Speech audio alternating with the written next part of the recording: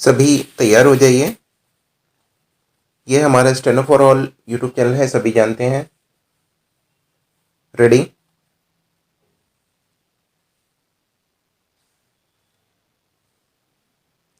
सभापति जी, आज दुनिया में भारत ही एक ऐसा देश है जहां हर धर्म के लोग एक साथ मिलकर जुलकर रहते हैं।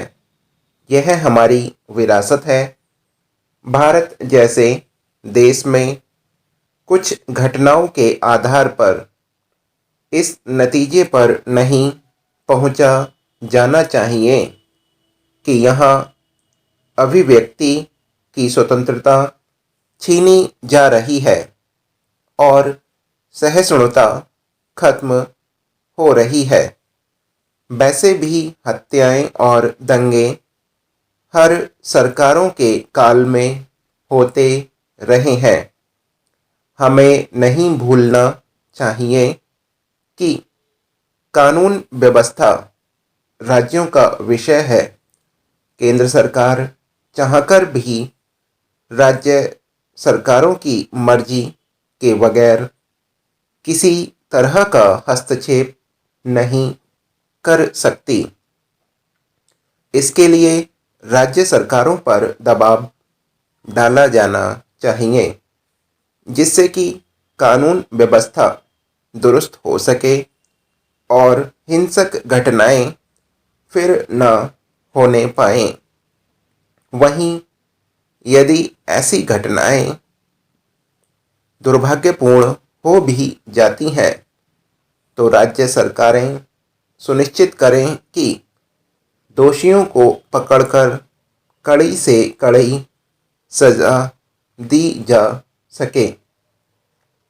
मुख्य न्यायाधीश के बयान के बाद सहिष्णुता का मुद्दा समाप्त हो गया।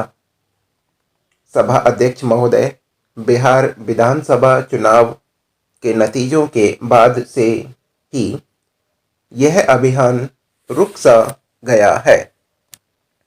उनके अभियान के बाद कांग्रेस सहित कई विपक्षी दलों के हाथ केंद्र सरकार को घेरने का हथियार लग गया और संसद के शीत सत्र में 2 दिनों तक इस पर गर्मागर्म बहस भी हुई है।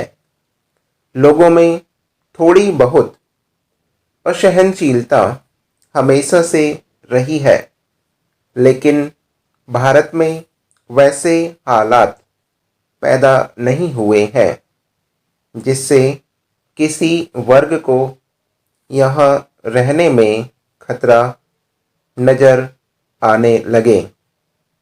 यहाँ समृद्धि लोकतंत्र है। देश की 1 अरब 25 करोड़ आबादी के मौलिक अधिकार अबाध रूप से बरकरार हैं। वहीं हमारे लोकतंत्र के चारों खंभे बिना किसी बाधा के स्वतंत्र रूप से काम कर रहे हैं।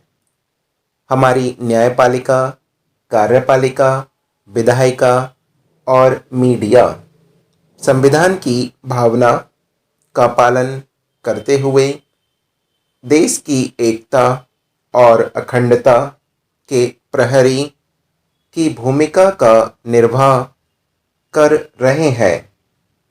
इसमें कोई दो राय नहीं कि भारत हमारा समाज हमेशा सौहार्द व शांति का पक्षधर रहा है।